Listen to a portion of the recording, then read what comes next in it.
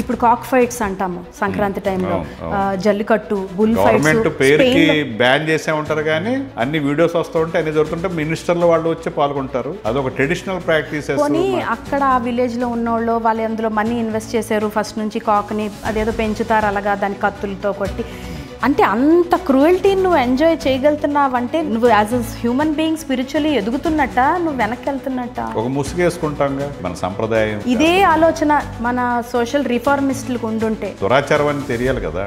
దురాచారం అని యాక్సెప్ట్ చేయాలి కదా. దురాచారంగా ఎవరు యాక్సెప్ట్ చేయట్లేదు కదా. వాళ్ళు జల్లికట్టు మూమెంట్ కూడా అలాగే వచ్చింది కదా. వాటిని హింసిస్తూ కూడా మా తమిళ్ ప్రైడ్ ని మీరు కావాలని చేస్తానని సినిమా ఆర్టిస్ట్ కూడా వచ్చి సపోర్ట్ చేశారు. బుల్ ఫైట్స్ అని స్పెయిన్ లో అవన్నీ అవుతాయండి. ఎంత క్రూయల్గా ఉంటుందో మీరు ఇమాజిన్ చేయలేరు. వాటికి ఉక్రోషం వచ్చేలాగా ఎన్ని రకాలుగా ఇరిటేట్ చేసి they leave them into the arena. వేగనిజం అనేది చిన్న పదంగా ఉంది కానీ దీంట్లో ఎంత ఉంది, ఇంత స్పాన్ ఉంది.